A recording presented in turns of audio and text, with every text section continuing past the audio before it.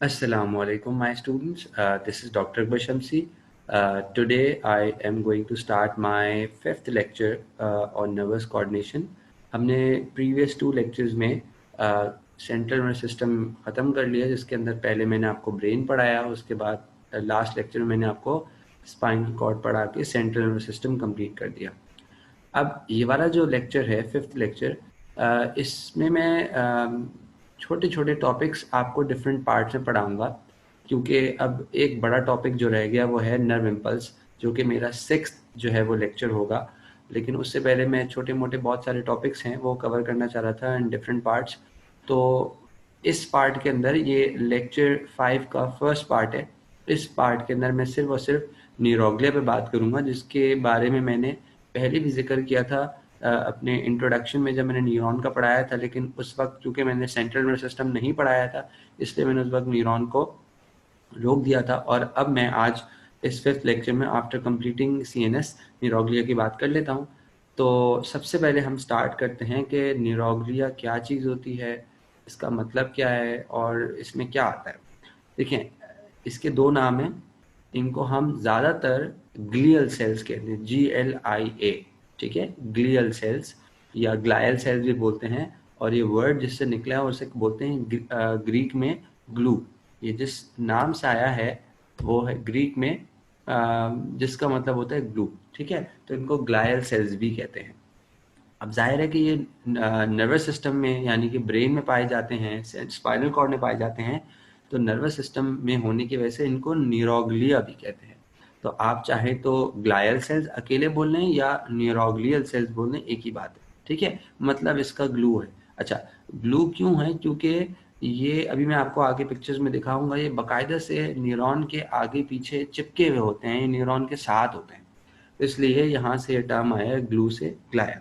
अच्छा, अब सवाल ये है कि ये कौन से सेल्स होते हैं, क्योंकि लिखा है ना ग्लायल सेल्स, तो ये सेल्स कौन से होते हैं? देखिए, बहुत आसान करके अगर मैं आपको बताऊं तो हमारे नर्वस सिस्टम में, चाहे सेंट्रल नर्वस सिस्टम हो चाहे पेरिफेरल हो, मैं सिर्फ सेंट्रल की बात नहीं कर रहा, मैं कह रहा हूँ चाहे सेंट्रल वाला हो चाहे पेरिफेरल वाला हो, दोनों नर्वस सिस्टम में दो किस्म के सेल्स होते हैं, ठीक है। एक होते हैं न्यूरॉन और एक होता है नॉन न्यूरॉन। आसान, बहुत आसान करके बता रहा हूँ, ठीक है। न्यूरॉन एक्साइटेबल वाले होते हैं। एक्साइटेबल से आपको ये बात समझ आ रही होगी कि जिनके अंदर नर्व इम्पल्स कंडक्ट हो या ट्रांसमिट हो, तो उनको एक्साइटेबल सेल्स कहते हैं, ठीक है। तो एक्साइटेबल सेल्स न्यूरॉन वाले हो गए और दूसरे वाले सेल्स हो गए नॉन एक्साइटेबल्स, ठीक है। नॉन एक्साइटेबल मतलब नॉन न्यूरोनल, सही। तो ये नॉन न्यूरोनल वाली कैटेगरी में आते हैं, सही। So there are two types of cells in both CNS and PNS. Excitable ones, neuron, non-excitable ones या non-neuronal ones, जिनको हम बोलते हैं ग्लायल सेल्स, सही। तो आज हम दूसरी कैटेगरी के बारे में बात कर रहे हैं जो नॉन एक्साइटेबल सेल्स हैं। तो इससे एक बात तो बिल्कुल क्लियर हो जाती है, वो ये कि ये सेल्स, न्यूरोग्लियल सेल्स में नर्व इम्पल्स ना कंडक्ट हो सकती है, ना ट्रांसमिट हो सकती है, आई मीन सॉरी, ना जनरेट हो सकती है, ठीक है। इनका नर्व इम्पल्स से कोई ताल्लुक नहीं। तो अगर इनका नर्व इम्पल्स से कोई ताल्लुक नहीं है तो आखिर ये नर्वस सिस्टम में कर क्या रहे हैं? देखिए, ज़रूरी नहीं है कि बस नर्व इम्पल्स जनरेट करने वाले सेल्स ही नर्वस सिस्टम में हो सकते हैं और सेल्स नहीं हो सकते। आप सबको एक जनरल अगर आइडिया पता हो कि एक सपोर्टिंग टिश्यू भी कोई चीज़ होती है, सपोर्टिंग सेल्स भी कोई चीज़ होती है, और सोचने वाली बात यह है कि अगर नर्वस सिस्टम में सिर्फ न्यूरॉन ही न्यूरॉन भरे हुए हैं तो उनको नरिश कौन करेगा, ठीक है।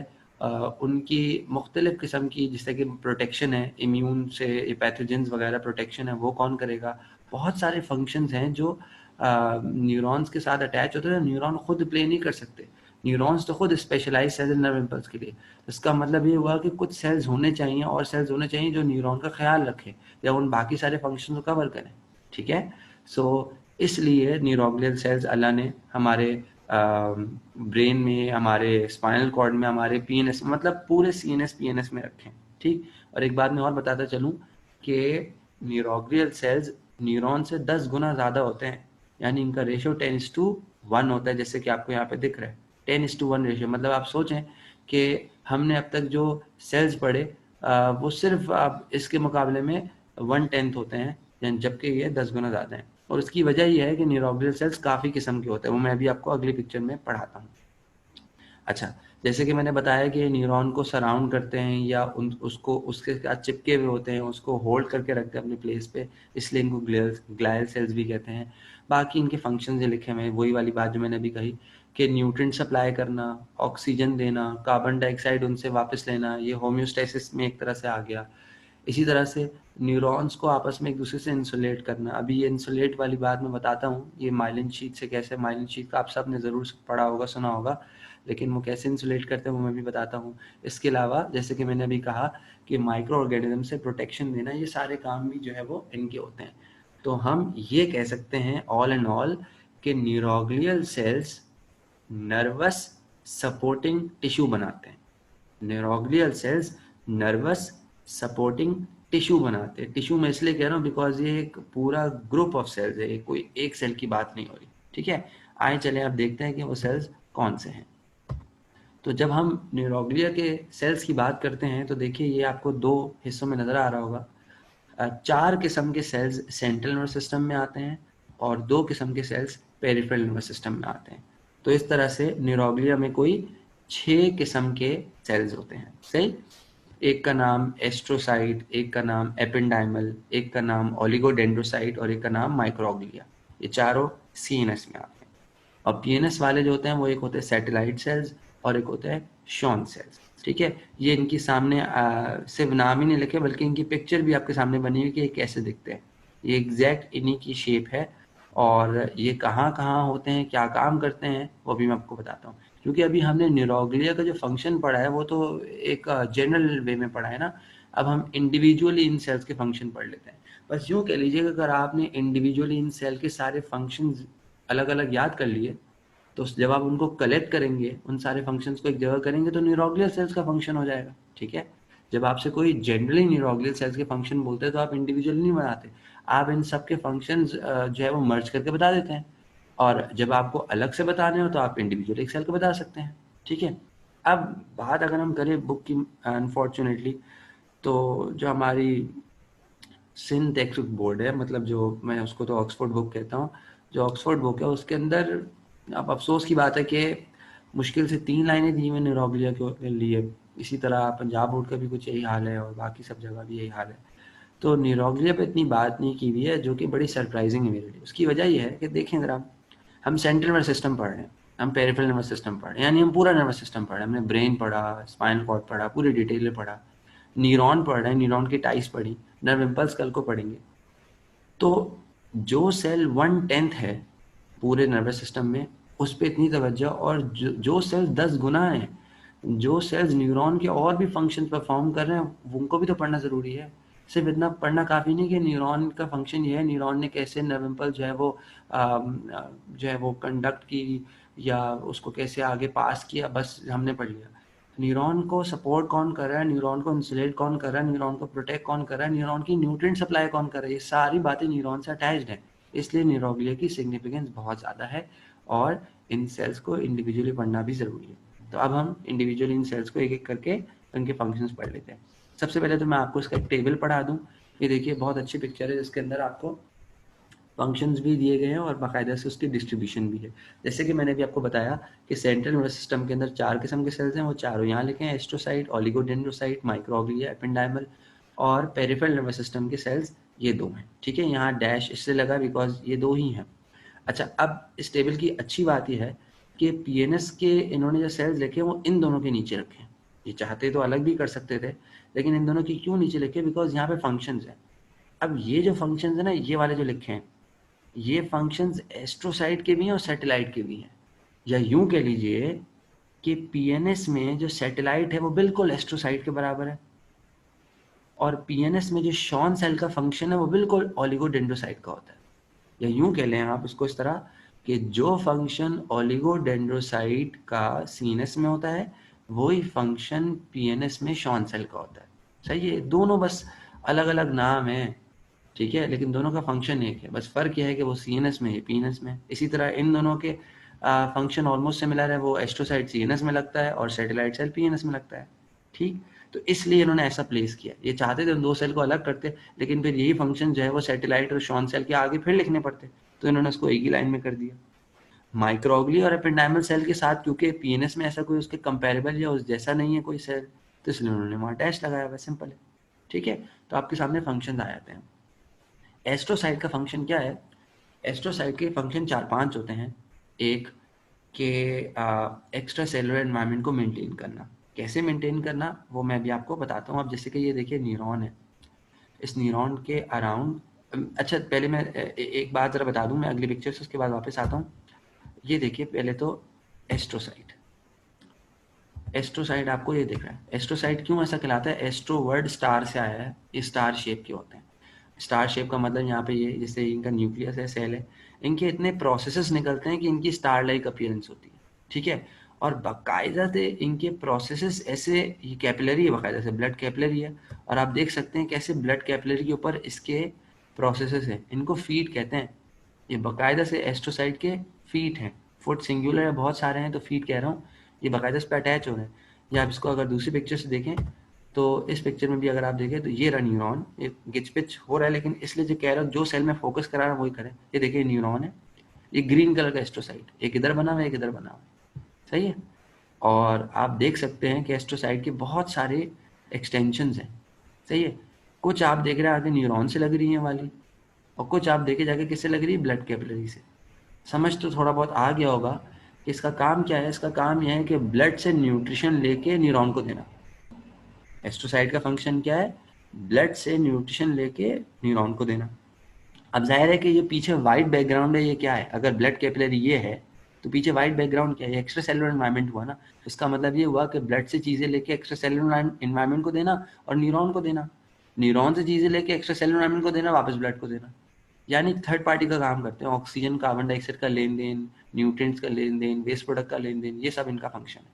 ठीक है, तो इस पिक्चर में यहाँ बने हुए हैं। और इसके अलावा इस पिक्चर में अब आप देखिए, अब आपको इन प्रोसेसेस का अब फंक्शन सही से समझ में आ रहा होगा कि किस तरह से चीज़ें इनके थ्रू होते हुए इन तक पहुंचती हैं और फिर आगे ये न्यूरॉन को पास कर रहे होते हैं। और पीछे बैकग्राउंड में जो है वो सारा कुछ वो एक्स्ट्रा सेलुलर फ्लूइड होगा, तो ये उसको दे देंगे। तो एक्स्ट्रा सेलुलर फ्लूइड से वो चीज़ न्यूरॉन में वैसे भी जा सकती है और डायरेक्ट इनके जरिए भी जा सकती है। यानी दो तरह से ये न्यूट्रिशन न्यूरॉन को पास करते हैं। डायरेक्ट अपने प्रोसेसेस से भी कर सकते हैं ऊपर वाले जो बने हुए, और चाहें तो ये एक्स्ट्रा सेलुलर फ्लूइड को देते हैं और एक्स्ट्रा सेलुलर फ्लूइड से वो चीज़ न्यूरॉन को आ जाएगी। तो ये दो तरीके इनके न्यूट्रिएंट को सप्लाई करने के। ठीक है, तो इस फंक्शन में वापस आए तो ये देखिए maintain extracellular environment, remove excess neurotransmitter. हाँ, एक फंक्शन इनका ये भी होता है कि जब न्यूरोट्रांसमीटर जिसका काम नर्व इम्पल्स को एक न्यूरॉन से दूसरे न्यूरॉन में पास कराना है, तो वो एक्सेस हो जाए तो इसको रिमूव करा देते हैं। ठीक है, ताकि नर्व इम्पल्स एक बैलेंस में रहे, ओवर एक्साइट ना हो जाए न्यूरॉन। इसके अलावा न्यूरल ग्रोथ, न्यूरल ग्रोथ का मतलब ये हो गया कि ऐसे फैक्टर्स जो है वो रिलीज कराते हैं जो कि न्यूरॉन्स की ग्रोथ को इन्हेंस करते हैं। रीजनरेट नहीं कह रहा हूँ, ग्रोथ कह रहा हूँ। यानी ये न्यूरॉन की ग्रोथ को इन्हेंस करते हैं। भाई देखिए, जो चीज़ न्यूरॉन से डायरेक्ट अटैच है उसको न्यूट्रिशन सप्लाई कर रही है, तो ये न्यूरल ग्रोथ का पता लगना कोई नई बात, कोई हैरानी वाली बात नहीं। जाहिर है उसको ग्रोथ को सपोर्ट करेगा। अच्छा, आखिरी फंक्शन जो है ना ये बड़ा इंटरेस्टिंग है, इंड्यूस ब्लड ब्रेन बैरियर। सही है, ये चीज़ शायद आपने कभी ना पढ़ी हो, नई चीज़ सुनने को मिले। एक चीज़ होती है triple B, blood brain barrier. को पता है हमारा जो ब्लड है वो वेसल्स में होता है, वो तो जाहिर आपको पता है। ये ब्लड वेसल्स के थ्रू ब्रेन में भी जाता है। यानी हमारी ब्लड वेसल्स जो होती है वो ब्रेन के ऊपर अंदर हर जगह पे फुल तरह से उसको घेरे हुए होती है, पेनिट्रेट कर रही होती है। लेकिन आपको मालूम है कि हमारा जो ब्लड है वो ब्रेन के अंदर मिक्सअप नहीं होता। मिक्सअप नहीं होने का मतलब है कि वो अपनी कैपिलरीज में ही कैद रहता है। अब ये चीज़ नॉर्मल सर्कुलेशन से हटकर है। जैसे कि देखें कैसे हटकर है, आइए ब्लड ब्रेन बैरियर में देख लेते हैं। इस वक्त आप सिर्फ इस वाले कैपिलरी को देखें, उस तरफ ना देखें, इस वाले कैपिलरी को देखें। आप सबको पता है ना कि हमारी बॉडी के अंदर जो एक्सचेंज होता है न्यूट्रिएंट्स का वो कैपिलरी लेवल पर होता है। क्यों होता है? क्योंकि कैपिलरी में पोर होते हैं। देख रहे हैं आपको पोर पैसेज नजर आ रहा है, तो प्लाज्मा न्यूट्रिएंट्स वगैरह निकल के पोर से आते हैं, बाहर आते हैं एक्स्ट्रा सेलुलर फ्लूइड में, उससे सेल्स में जाते हैं, सेल से चीज़ें वापस आती हैं और पोर के थ्रू ब्लड में रहती हैं। यानी ब्लड का प्लाज्मा बाकायदा से ब्लड कैपिलरी को निकल के बाहर आता है, चीज़ों को एक्सचेंज करता है और वापस जाता है। ठीक है, क्योंकि ब्लड कैपिलरी में पोर्स होते हैं। ब्रेन की ब्लड वेसल कैसी होती है जरा देख लीजिए। ब्रेन की ब्लड वेसल्स बिल्कुल लॉक्ड अप होती हैं, पोर्स बंद होते हैं, क्या लिखा हुआ है, tight junctions, no pores. Brain की ब्लड वेसल बिल्कुल पैक होती हैं, बंद होती हैं, इससे कहते हैं ब्लड ब्रेन बैरियर, इसे कहते हैं ब्लड ब्रेन बैरियर। अब सवाल इसका फ़ायदा क्या होगा, इसका फ़ायदा ये होता है कि बहुत सारे टॉक्सिन्स, बहुत सारे पैथोजेंस, बहुत सारी एंटीबायोटिक्स, बहुत सारे हार्मफुल प्रोडक्ट्स ब्रेन में डायरेक्ट नहीं जा पाते। ये फ़ायदा हुआ ना। आपको पता है कितनी एंटीबायोटिक्स का असर हमारे डायरेक्ट ब्रेन में नहीं होता, सही है। और इसी तरह से हमारे बहुत सारे हार्मफुल प्रोडक्ट्स ब्रेन जाने से बच जाते हैं। इसे कहते हैं triple B, blood brain barrier. और इस ब्लड ब्रेन बैरियर में सिर्फ पोर ही बंद होना काफ़ी नहीं है।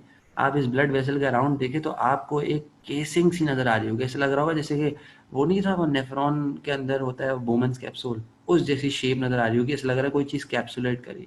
ये क्या है, ये एस्ट्रोसाइट ही तो है। ये एस्ट्रोसाइट के फुट्स हैं, ये देखें, एक फुट ये रहा, दूसरा ये रहा, तीसरा, चार, पाँच, 5 फुट नज़र आ रहे हैं। अब आपको इस पिक्चर समझ आया कि ये जो फुट्स हैं ये कैसा घेर लेते हैं ब्लड कैपिलरी को। इससे क्या होगा, इससे ब्लड ब्रेन बैरियर और टफ हो जाता है। अब सवाल यह है कि अगर कैपिलरी बिल्कुल लॉक हो गई, जैसे कि मैंने कहा पोरी बंद है, तो न्यूट्रिएंट्स कैसे बाहर आएंगी, एस्ट्रोसाइट को कैसे मिलेंगी? उसका आंसर है डिफ्यूजन। लिपिड सॉल्युबल सब्सटेंसेस तो वैसे भी बाहर चले जाते हैं चाहे ये पोर हो ना हो। ये देखिए यहाँ पर भी lipid soluble substances blood capillary को क्रॉस कर रहे हैं, यहाँ पे भी क्रॉस कर रहे हैं। मतलब lipid soluble substances have nothing to do with the pore, वो पोर खुला हो बंद हो उनको कोई फर्क नहीं पड़ता।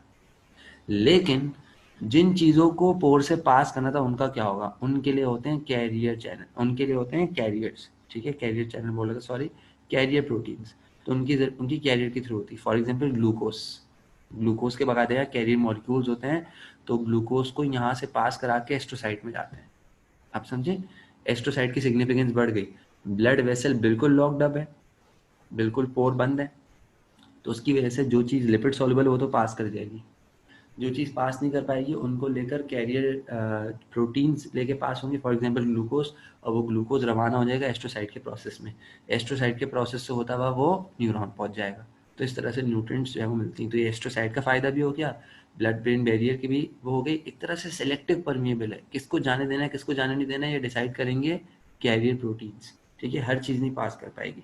अच्छा, अब मिसाल के तौर पे स्लीपिंग पिल्स हैं, जो ऐसी दवाएं होती हैं जो नशावर होती हैं, वो ऐसी डिज़ाइन की जाती हैं कि वो ब्लड ब्रेन बैरियर क्रॉस कर सकें। सोचें आपने, इस बात को अभी नोट करें, अगर सारी नशावर दवाएं या सुन करने वाली दवाएं या स्लीपिंग पिल्स अगर ऐसी डिज़ाइन की जाए वो ब्लड ब्रेन बैरियर को क्रॉस ना कर सके, तो आपको क्या लगता है कि बंदा टुन होगा, बंदा सेडेट होगा, बंदे को नींद आएगी?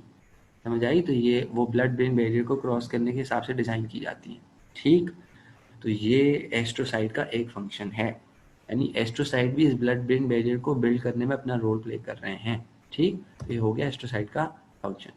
आई होप अब ये सारे फंक्शंस आपको एस्ट्रोसाइट के यहाँ पर समझ आ गए, ठीक है, वी आर ऑल डन। और तकरीबन यही सारे फंक्शन सैटेलाइट के भी हैं, लेकिन ब्लड ब्रेन बैरियर वाला फंक्शन जो है वो सैटेलाइट का नहीं है। तभी देखिए आगे लिखा हुआ है इन सीनस ब्रैकेट में लिखा है एस्ट्रोसाइट ओनली, यानी इसको हटा के बाकी सारे फंक्शन सैटेलाइट के हैं, कोई मेंटेन करना और ये सब कुछ चीज़ें। मैं भी आपको सैटेलाइट सेल इनफैक्ट दिखाई देता हूँ, जब एस्ट्रोसाइट पढ़ाई चुका हो तो हाथ के हाथ सैटेलाइट सेल दिखा देता हूँ। सैटेलाइट सेल पीएनएस में है। सैटेलाइट सेल कहाँ होते हैं, ये देखिए, इस वक्त फ़र्ज़ कर लीजिए कोई नर्व है, नर्व में न्यूरॉन है, ठीक है, और न्यूरॉन का एक्सॉन चल रहा है। इस एक्सॉन की सेल बॉडी ये येलो रंग की। अब इसके ऊपर आपको जितनी भी पर्पल कलर के सेल नज़र आ रही हैं होते सैटेलाइट सेल्स, सही। इनका काम न्यूरॉन की सेल बॉडी को प्रोटेक्ट करना, नरिशमेंट देना, सही, और इसके अलावा मीडियम का मेंटेन रखना, और जो जो फंक्शन एस्ट्रोसाइट के हैं वही यहाँ पर इनके हैं, सही है। बस ब्लड ब्रेन बैरियर नहीं, ना इनकी शक्ल उस जैसी है स्टार शेप, ना ही इनके कोई प्रोसेसेस हैं, ना ही इनके कोई फुट हैं, ना ही इनका ब्लड वेसल से कनेक्शन है। तो ये काम, वो जो काम एस्ट्रोसाइट डायरेक्टली कर रहा था, ये काम वो इनडायरेक्टली करते हैं। तकरीबन काम वही सारे हैं लेकिन इनडायरेक्ट वे में, ठीक है।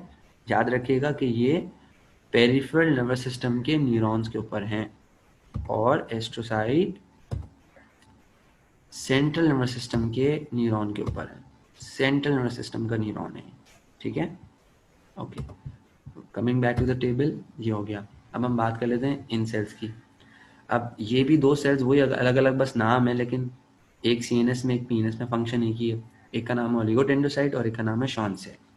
इन दोनों का काम क्या है, इन दोनों का काम होता है माइलिन शीथ को बनाना, सही है। ओलिगोडेंड्रोसाइट माइलिन शीथ बनाता है सीएनएस के न्यूरॉन्स के अराउंड, और शॉन सेल बनाता है माइलिन शीथ पीएनएस के यानी पेरिफेरल नर्वस सिस्टम के न्यूरॉन्स के अराउंड। और माइलिन शीथ का काम क्या होता है? इंसुलेट करना, ठीक है। इंसुलेट करने से क्या होता है, जो नर्व इम्पल्स है वो यूनिडायरेक्शनल होती है, इधर उधर पास नहीं करती। इनफैक्ट सिर्फ इससे इंसुलेशन नहीं होती बल्कि नर्व इम्पल्स तेज भी हो जाती है। अब जब मैं नर्व इम्पल्स पढ़ाऊंगा तो वहाँ पर बताऊंगा कि नर्व इम्पल्स कैसे तेज होती है, ठीक है। पूरा एक मैकेनिज्म होता है नर्व इम्पल्स का, जिसे हम कहते हैं सॉल्टेटरी कंडक्शन। तो वो उसमें नर्व इम्पल्स का जो है वो सॉरी इस माइलिन शीथ का रोल होता है। फिलहाल मैं आपको ये सेल्स दिखा देता हूँ। तो हम बात कर रहे थे ओलिगोडेंड्रोसाइट की, हैवी को। ये न्यूरॉन है, न्यूरॉन के अराउंड ये माइलिन शीथ है, और इस माइलिन शीथ को आप देखें तो ओलिगोडेंड्रोसाइट ऐसे प्रोड्यूस कर रहा है।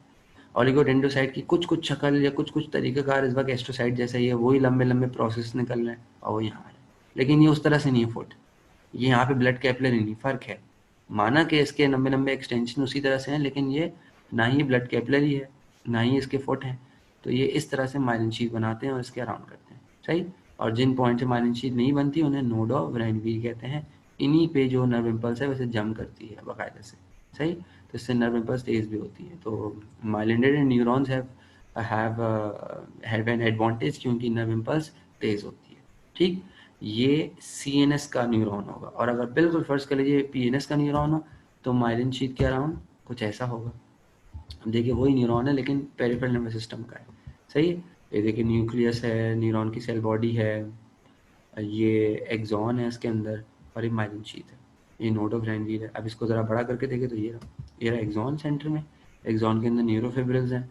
और ये आप देखिए बाकायदा से आपको माइलिन की बाकायदा से वो शीट्स नज़र आ रही हैं। माइलिन इसी लेयर्स में डिपॉजिट होता है, कोई अच्छी खासी 8-10 लेयर्स नज़र आ रही हैं। ये पूरा शॉन सेल है और इसका न्यूक्लियस ये रहा, ठीक है।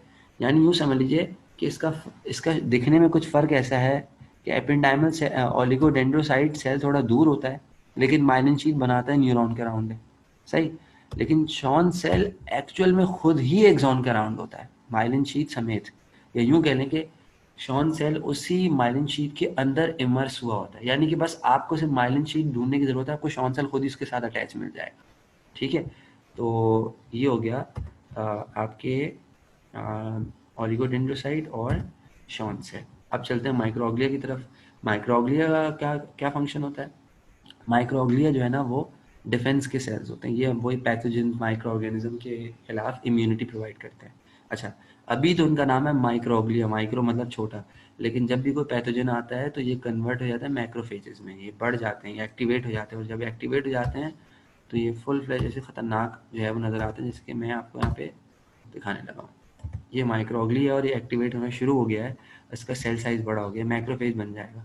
और मैक्रोफेज इम्यून सिस्टम का एक सेल है जिसका काम फेगोसाइटोसिस करना होता है, तो ये पैथोजेंस की फेगोसाइटोसिस करता है, ठीक है।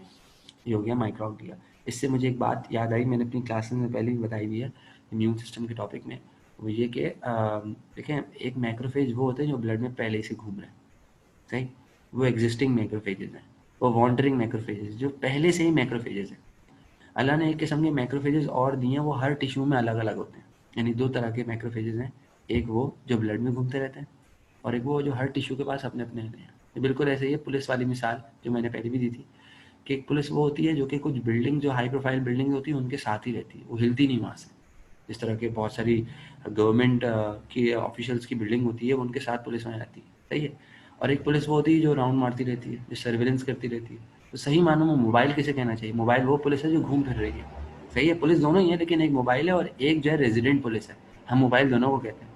रेजिडेंट पुलिस वो होती है जो कि रहती है, जिस तरह के एम्बेसीज पे होती है वो रेजिडेंट पुलिस होती है।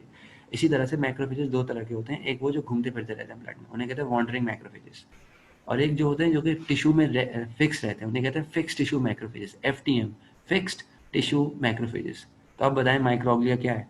माइक्रोग्लिया है fixed tissue macrophage of the brain, fixed tissue macrophage of the brain, सही। ये हो गया माइक्रोग्लिया का फंक्शन, ठीक है। और उसके बाद अब हम चलते हैं वापस टेबल पे, और ये देखिए इम्यून सर्विलेंस एंड फेगोसाइटोसिस आ गया। और लास्ट सेल है वो है एपेंडाइमल सेल। एपेंडाइमल सेल का फंक्शन क्या होता है? सेरिब्रोस्पाइनल फ्लूइड को बनाना और उसको सर्कुलेट करना।